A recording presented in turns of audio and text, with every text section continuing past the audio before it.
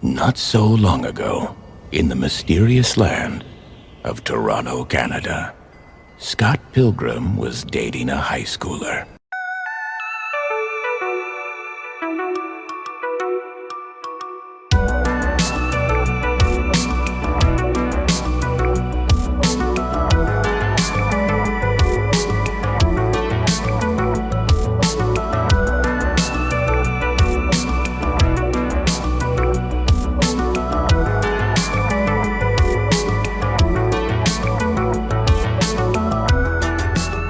Welcome to the Perfect Movie Podcast, the podcast where we answer the question, is this a perfect movie? I'm Michael. I'm Kalen. And today we're continuing our musical March series with Scott Pilgrim versus the World, directed by Edgar Wright.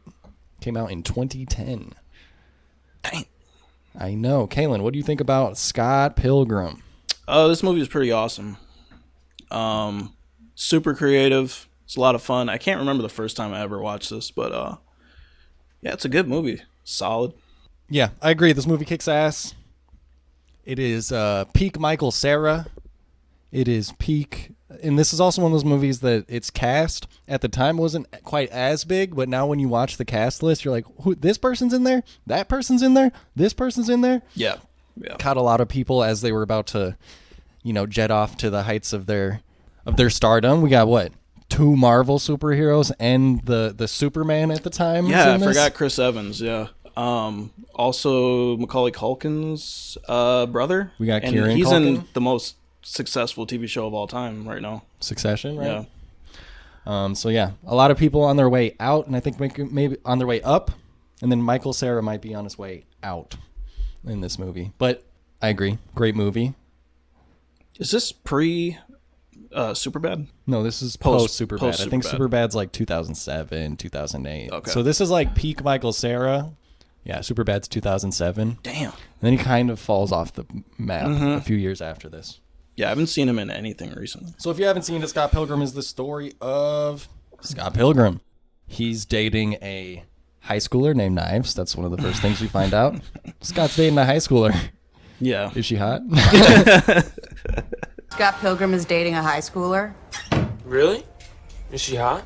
How old are you now, Scott? Like 28? I'm not playing your little games, kids. So you've been out of high school for like 13 years. I'm 22. 22.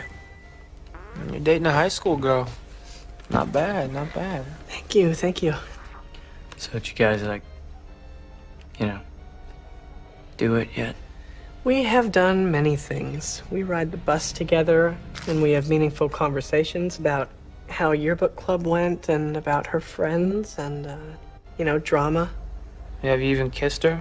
We almost held hands once, but then she got embarrassed. Well, aren't you pleased as punch? I don't know what you're talking about. So what's her name? Knives Chow. She's Chinese. Wicked. He doesn't really seem plugged into it. He's had a long time of sadness and depression following his breakup with his previous girlfriend, who is now a big pop star. She's played by Miss Marvel, whatever her name is. Eventually, Scott meets another girl, played by Mary Elizabeth Winstead, who catches his interest. He pursues her. He starts dating her, and he receives an email one day that says, from the League of Evil Exes, that says, challenges him to a fight. And soon it becomes revealed that, what's her name? This is so bad. You know what movie I recognize her from? You ever seen Sky High? Is she in Sky High? She was the villain in Sky High. Ramona. That he has to fight all of Yep. Ramona's old evil exes. And he has 7 evil exes. Evil ex-boyfriends, he keeps saying, and she keeps saying evil exes, which is a joke that gets revealed later. And that's basically the plot. Scott also is in a band. He's doing a battle of the bands. Mm-hmm. That's a big part of this. And yeah, Scott Pilgrim versus the World. Musical March. Excellent movie. Shall we move on to Performance test. the performance test? Wait, Yes. hold on. Pause. I have some alternate titles. Do you have some alternate titles? Yes.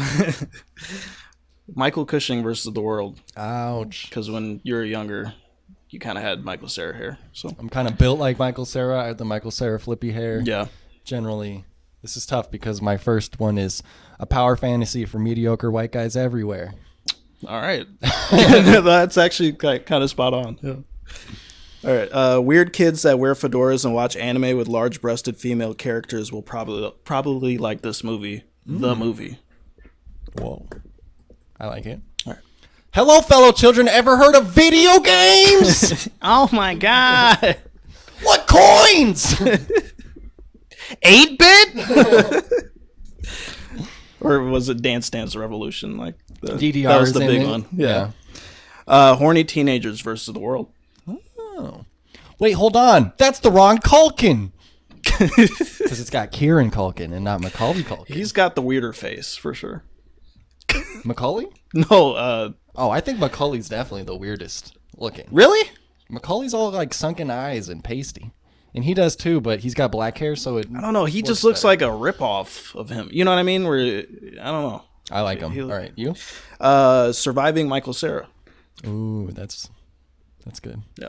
He's Michael Cera's not a good character. Scott Pilgrim, not a good guy, No, generally. No, he's kind of terrible. Captain America, girlfriend war. Because Captain America's in it. Yes, I know. And he fights about his girlfriend. All right, now, shall we move along to the performance test? Yes. It was the performance of a lifetime! The performance test is where we talk about our favorite actors, scenes, characters, and moments. And the thing I really want to say about this movie off top is it's one of those perfect cast movies. Yeah. Where everybody got caught at the right moment. They found the right people to play these parts. And it's just such a specific movie. This will also come into It's an Art Bro, but this is a movie to me that all the pieces fell into place at just the right time. Right. And unfortunately, I will also add that it's a big box office flop and it wasn't very successful. Which is so strange to me because this feels like the movie that would appeal to people. You know, Yes. especially teens. So Edgar it's Wright interesting. had just finished his trilogy of movies with Simon Pegg, where he did Shaun of the Dead, Hot Fuzz. I think The World's End is actually after this.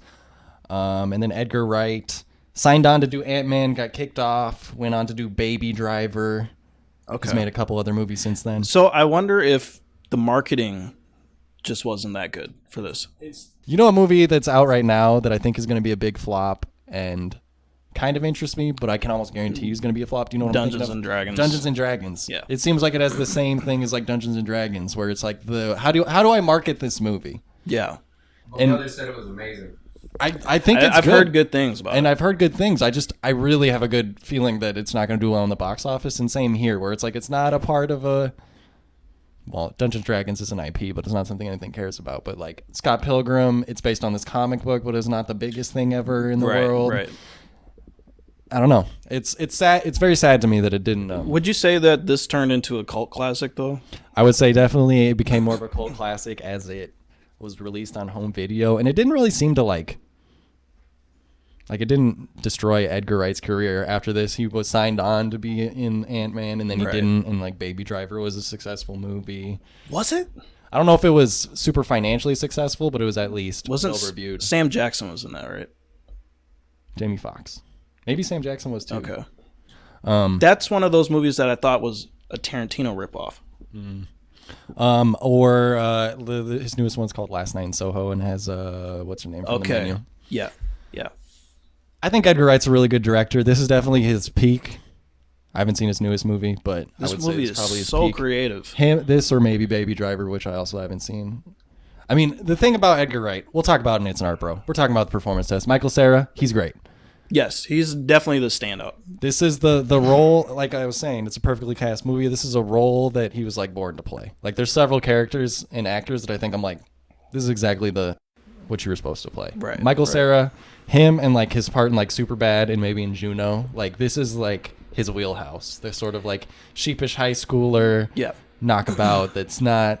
He's always the underdog in every movie. But he's just super likable, and he's charming when he wants to be, and it's just number one, Scott Pilgrim is just a fun character to begin with, but Michael Cera as an actor in these roles that he's in, he's always one of those ones that you're kind of rooting for.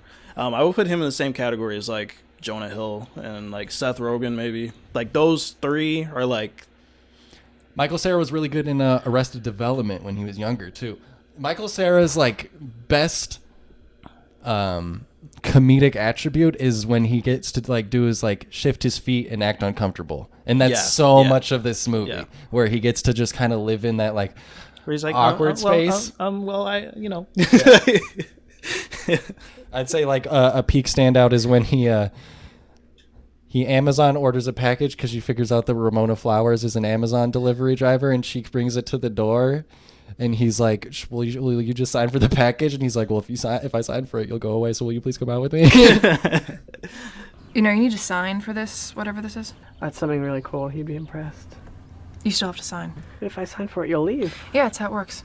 Okay, well, maybe... Do you want to hang out sometime, get to know each other? You're the new kid on the block, right? I've lived here forever, so there are reasons for you to hang out with me. You were all over the place. You're like my dream girl. I need to find a new route. Either that or you need to start hanging out with me. You want me to hang out with you? Yeah, if that's cool. If I say yes, will you sign for your damn package? So yeah, 8 o'clock? Or when he dreams about Ramona, and then he sees her at a party, and then it says like in the background it says, and he stalked her all night, and you just see him like looking around, following around the party, and then she finds the guy that knows everyone. He's like, you got to tell me everything you know about Ramona. And he's like, Ramona? She's been through some shit. And then we get this montage of all the people talking about Ramona. It's so relatable. If you've ever had a crush on a lady at a high school and or college party, and he stalked her the rest of the night and asked all her friends about it.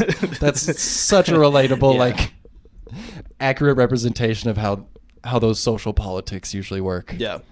Dude, what do you know about Ramona Flowers? All I know is that she is American. American. And why don't you go talk to Sandra Monique? They know a lot more. Lady dudes, what do you know about Ramona Flowers? I heard she has a boyfriend. Yes, I know, back in New York. Yeah. What else? I heard she kicks all kinds of ass. She's on another level. She has men dying at her feet. She's got some battle scars, dude. What about Ramona Flowers? You know her? Tell me now. She just moved here, got a job at Amazon, comes into my work. Does she really? Didn't you say she just broke up with someone? Did she really? That huge fight or whatever? Did they really? Yes, but I didn't want Scott to know that, Steven. Yeah, I don't know what it is about that girl. Scott, I forbid you from hitting on Ramona, even if you haven't had a real girlfriend in over a year.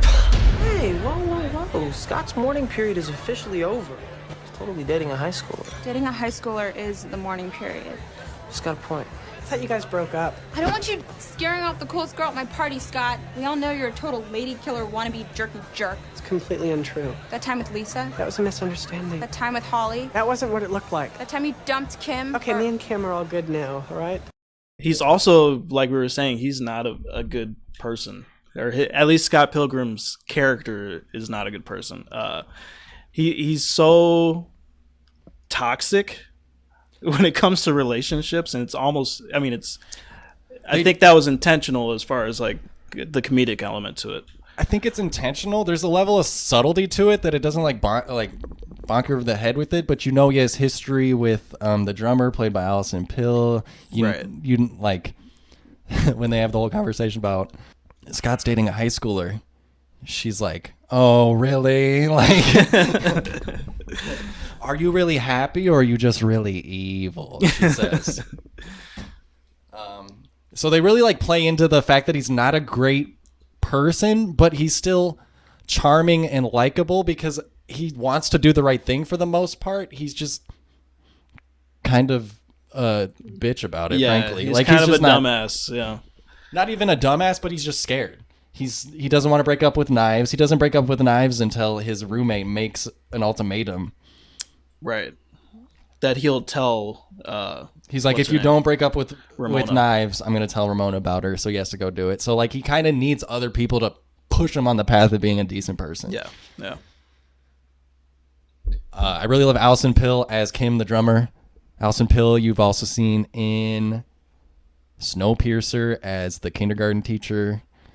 She's a great actress. Yeah. Yeah. I just love the part. She's so sarcastic and dull, and I love the we are the Sec Bomb Moms, 1, 2, 3, because she's the drummer, and we get the little like flares of animations behind her as she gets the crowd or whenever like Scott Pilgrim is talking to another girl, she's just like staring in the background or something. They're like looks so dead inside. Yeah, Aubrey Plaza, who's also in this movie, is like, Scott, don't you know about your history with girls? And he's like, what do you mean? And he's like, you always destroy them. And she's like, what about Kim? And she's like, Kim's fine. And then it cuts to Kim, and she's like behind a bush staring daggers into the back of his head. I also really enjoyed Ellen Wong in this as Knives. She's a lot of fun. She brings like a certain energy on screen. She's another one of those perfect castings. Like, yeah, the Asian schoolgirl cliche. Yeah, that turns into an anime character at the end. Yeah, but it's like they know what they're doing because immediately, very early in the movie, Scott Pilgrim gets on the phone with his sister, played by Anna Kendrick, also another person that's going to blow up. And she's like, you're dating a high schooler? And she's like, how do you know? And he's like, and she's from a private school. And he's like, yes. And he's like, with the uniforms and everything. And he's like, yes. Oh, God, Scott. Was she in that cop show? Anna Kendrick? Brooklyn Nine-Nine? No. The girl that works at the coffee shop? You always think Aubrey Plaza is the girl from Brooklyn Nine-Nine. Aubrey Plaza is the girl from Parks and Recreation. Okay. Mary Elizabeth Winstead is great as Ramona Flowers. She's really good at the sort of...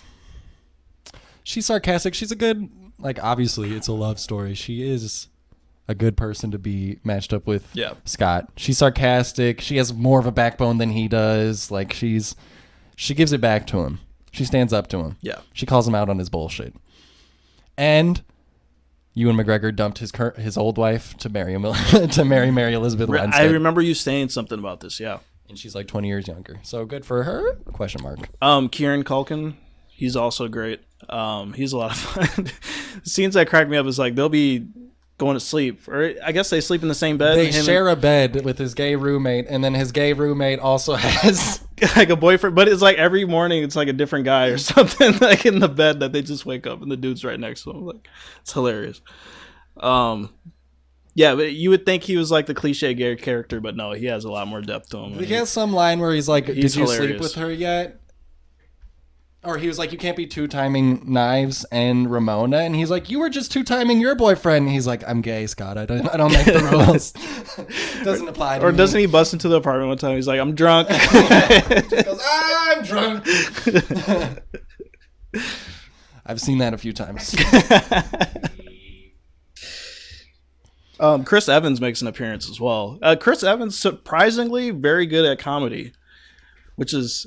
very interesting. I actually seen him in this early 2000s movie called Not Another Teen Movie, and he is hilarious in that. If you ever get the chance to watch it, you should definitely check it out. It's pretty funny. Yeah, he plays Lucas Lee. He's like a fake Hollywood... He's not fake. He's a Hollywood actor. He's a Hollywood actor in the movie. He plays a Hollywood actor. They show up on set. He's one of the evil exes. Hey, I'm talking to you, Scott Pilgrim. He's famous and he talked to me. The only thing keeping me and her apart is the 2 minutes it's gonna take to kick your ass. Can I have your autograph, please? What's up? How's life? He seems nice. But I think we should shout out our first evil ex, played by, and I'm going to butcher this name because I haven't ever seen it before in my life, but it's Satya Baba, I believe. Yeah. He plays Matthew Patel.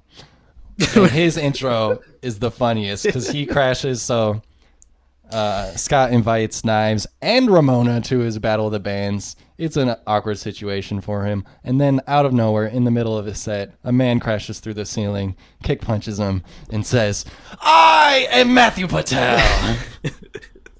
And I'm here to fight you. And Scott's like, who are you? And he's like, you didn't read the email? I skimmed it. Or when they're fighting and he like mid-fight, he breaks into song. Yeah, he has like hilarious. A Bollywood dance. Yeah. And then we get the background where Ramona's like, he was the only non-white boy, non-athlete boy in the school, and we ran off on our own, and Matthew Patel had special powers. I'll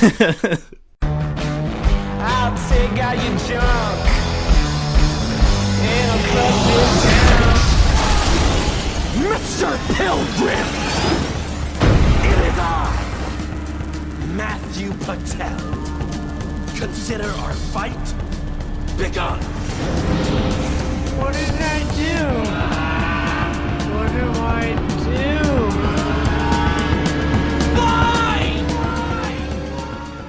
Yeah, everybody. Oh, yeah, Bill Hader is in this. Bill Hader. Bill Hader. Excuse me. Brandon Routh.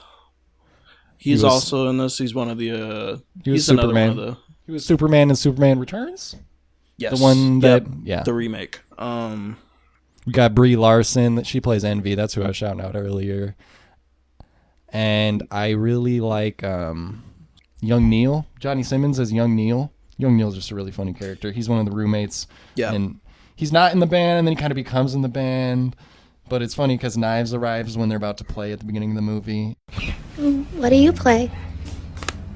Wow. Zelda, Tetris. That's kind of a big question. Anyways, great cast. Yeah, everybody is phenomenal. Shall I move along to It's an Art Bro? Yeah. What's this? It's an art project. Okay, I like it. Picasso. Yeah, that way. It's an Art Bros where we talk about the specifics of the filmmaking process. We're talking about sets, effects, lighting, soundtrack. Now, it's a battle of the bands, so we get lots of music, but I think what really stands out is the visual flair and special effects. Yeah. This is one of the most creative movies I've seen visually. Like, the amount of shit that they do in this is pretty impressive. There's a critic that I watch, Simon Kermode, on YouTube. He's a great British bloke who has lots of high-minded things to say about movies. But he said this about Wes Anderson, but I think this also applies to Edgar Wright movies, and in particular this one, is that they're like music boxes where you turn the crank and everything snaps at the exact right moment and everything is timed to the time because there's just so many tiny effects and quick zooms and like little camera moves and cuts where everything folds into the next scene. Or I think like one of the most beautiful examples is Knives shows up at their apartment and Scott's trying to avoid her. So Kieran Culkin like opens the door, and through the crack of the door, you can only see enough to see Scott put on his jacket and dive headfirst out through the window. It's just everything is framed spectacularly, and every moment had so much forethought. It had to be storyboard sported. Like so much of this had to be planned. I mean, it's literally like a comic book, as opposed to like Sister Act, which I think will come out next week, or even like a School of Rock, where those are movies where it's like, okay, we have a talented comedian and we're gonna let them riff. This is a movie that's like, we have our plan and we're locking all these pieces into place.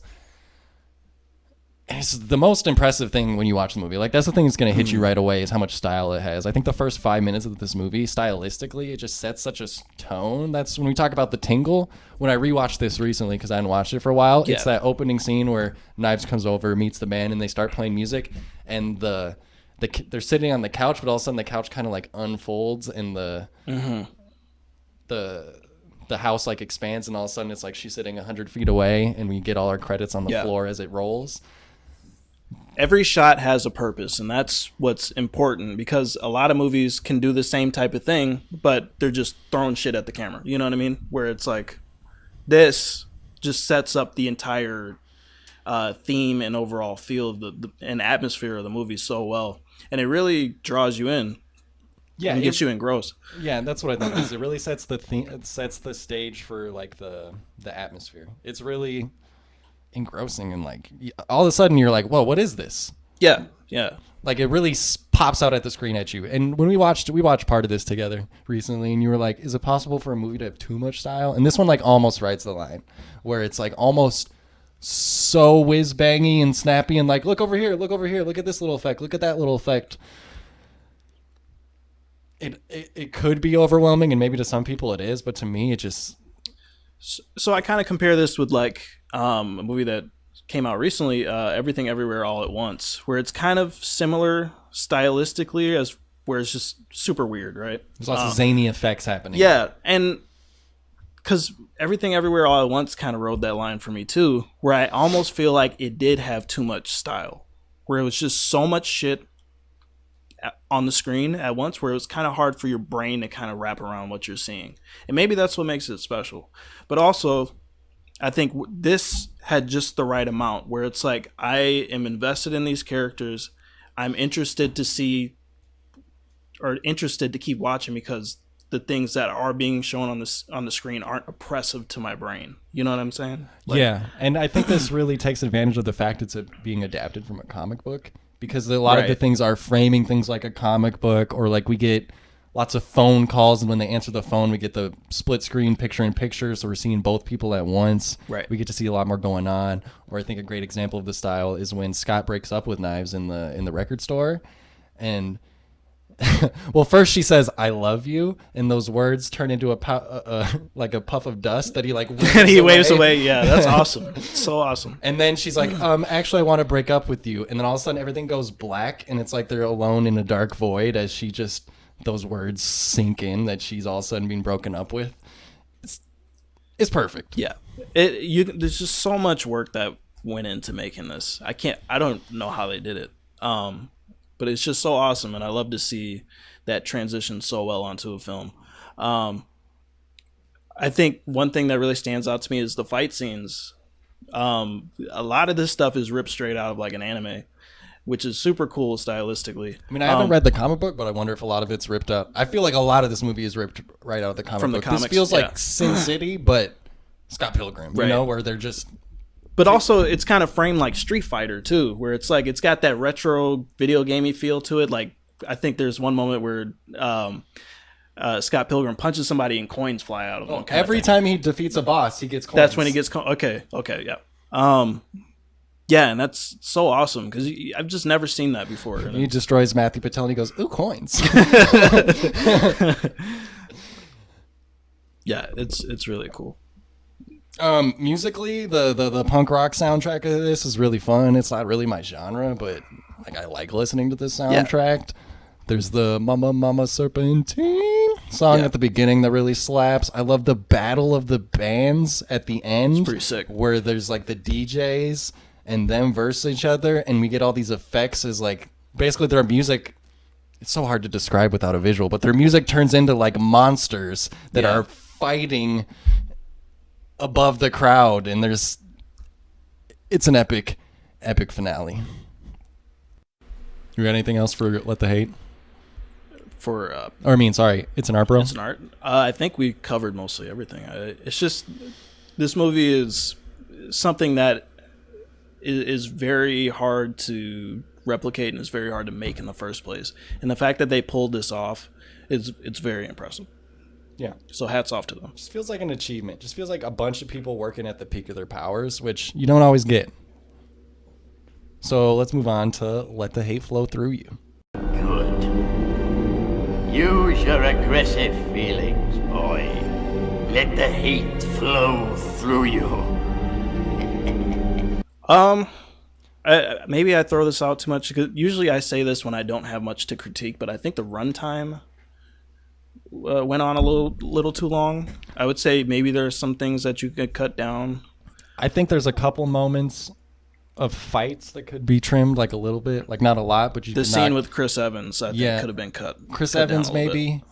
I actually think the Matthew Patel one could have been tightened up a little bit.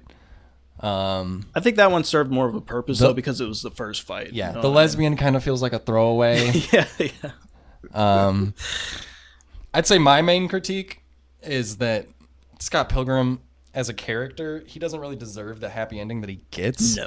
So it's a little tough, especially when you frame it as like when I said like this is the mediocre white guy's favorite power fantasy, where it's like he doesn't really improve himself as a person. Other people have to push him to do that, and you're not entirely sure that he's like actually committed to that, or if he just seems kind of aimless. He's not Troy Max's bad though, but he's I don't think it was warranted. It's not warranted, but maybe it was like they made his character like this for a reason, and that's part of his. I haven't read the comics, so maybe the comics explains this a little bit better. But I think there is something to be said for imperfect people trying to finding their own slice of happiness. So it's not obviously doesn't destroy the movie, but especially early on. Oh, and early on the if you haven't seen this movie, brace yourself at first, but I promise you, it will not be that bad when it opens with Scott has a Scott has a high school girlfriend. Because like the first thing you see is the black screen that says Scott Pilgrim is in Toronto, Canada, and he has a high school and he's dating a high schooler. Yeah, that's a little strange. You're a little like, what? Yeah. And he's also like emotionally manipulative towards this high school girl, which is like also. Yeah, but I think that's like that's why he does it. That's why. It's a power fantasy. When he's talking on his phone, I believe to his sister, he says like, "Why are you even doing this, Scott?" And he's like, "I don't know. It's simple." Like, yeah, there's not much thought put into it. She gets excited over little things, kind of thing. Yeah. So. He gets to seem cooler than he actually is because she's naive and doesn't understand. Yeah. She thinks their rock band is like the coolest shit ever. She's their biggest fan. Yeah. All right, shall we move on and ask the final question? Is this a perfect movie? You lost a baby brother. Perfect in every way. I had a baby brother. I had a little baby brother. And he was perfect. Perfect in every way. I would say yes. I think this warrants a spot on the list. Would you agree? Yes, I do agree. I think this is Edgar Wright's best movie.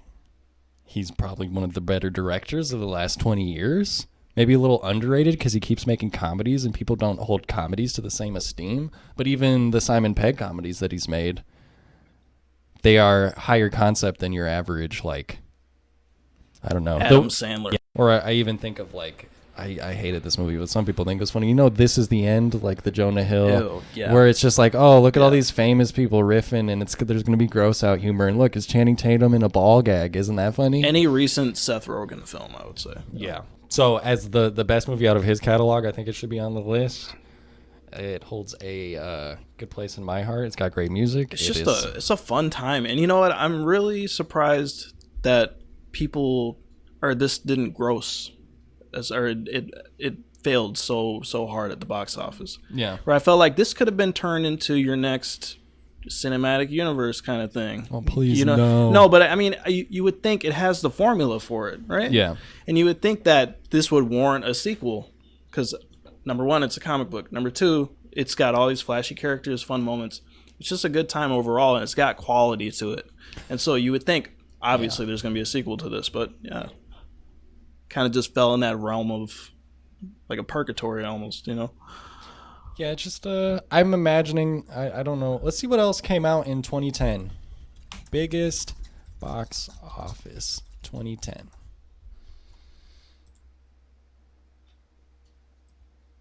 All right, so this is why. I'm going to list to you. Where is this one? Oh, yeah. What's this movie called? Scott Pilgrim. It's 96. Jesus.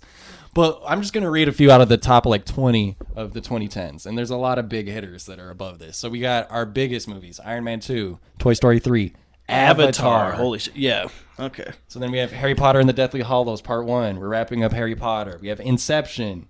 We have End of the Twilight Saga. Eclipse. Despicable Me. How to Train Your Dragon. Shrek 4. The Clash. Karate Kid reboot with Will Smith's With kid. Jaden Smith and Jackie Chan. Clash of the Titans. Grown Ups. There's your Adam Sandler movie. Yeah. Tangled, Megamind, Shutter Island. The Other Guys, yeah. Tron, that was like the Legacy, biggest comedy of that year. Was Jackass The Other Guys. 3D. Sherlock Holmes is the 23rd grossing movie this year. So I really Dang, feel like Robert it was, Downey Jr. was killing it back then. He had two huge movies that year. It was really buried, and it wasn't like we didn't come around to being like an artsy Academy Award movie. The Book of Eli, Social Network. Yeah. So there's like The Social Network, True Grit's on here. They're all above it. Nightmare on Elm Street reboot, Predators. There's just a lot of fucking movies. Hot It just Tub got Time Machine. It just got buried. Oh, Kick-Ass was on here too. Yeah. Damn, that was a year. Holy shit. That's a good year for movies right there. So it was. I think it was one of those just like wrong place, wrong time. Yeah. Busy summer.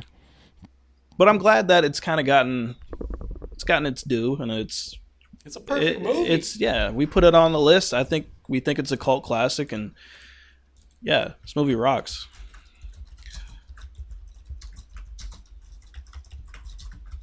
I think this is a solid list right here.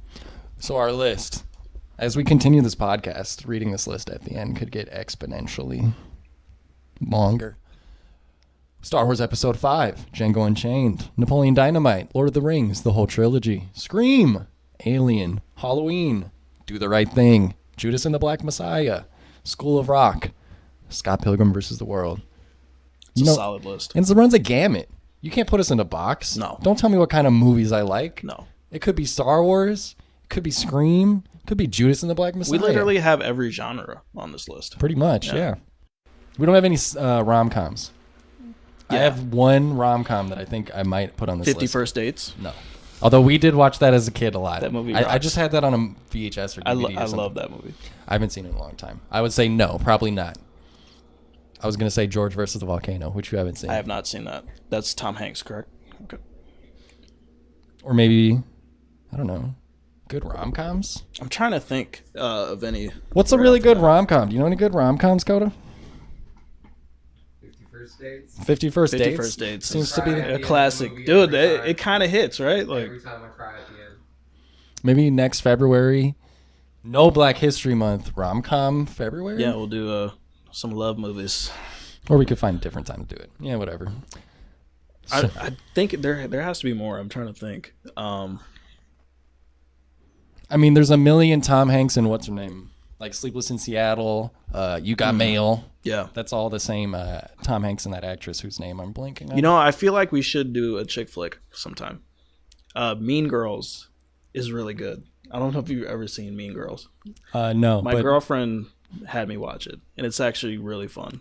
And I feel like that's when we should maybe get her on here because that's one of her favorite movies. But Mean Girls. I was gonna say Bridesmaids. Bridesmaids, or what's that? Like Freaky Friday, or what's the movie? Or She's the Man. She's the Man. Yeah. Yeah, it's a classic. So, the 40 best romantic comedies to watch when you want to believe in love again, by Elle Magazine. All right. Number 1, 10 Things I Hate About You. I've heard of that. Starring Heath Ledger. Oh, R.I.P. Clueless is number 2. Alicia Silverstone and Paul Rudd. Some of these I don't think I could take. Nope. You've Got Mail. That's number 3. That's Meg Ryan, Tom Hanks. Tom Hanks. These look trash. Yeah, now it's like the realm of I will never watch these types of movies. Sleepless in Seattle. Tom Hanks, Meg Ryan. I'm telling you. Why isn't Joe versus the Volcano on this one? That's the best of the 3. That seems like another one of those, probably a cult classic kind of movies. Under the radar. Maybe one day. Is the Joker sequel going to be a romantic comedy? It's supposed to. I believe so. It's supposed to be like it's a Romeo musical. and Juliet-esque musical. Yeah, starring Lady Gaga. Yeah, I am not interested in that. Not gonna watch it whatsoever. I thought the first one was incredibly depressing and was not a good time. And I think I watched it once. I never watched it again. Joke's on you, ain't it? What does he say? I used to think, oh shit. I used to think my life. No, I used to think my life was a tragedy. But it's a comedy. End of podcast. My Popeyes is here. All right, go get your chicken there, guy. Later.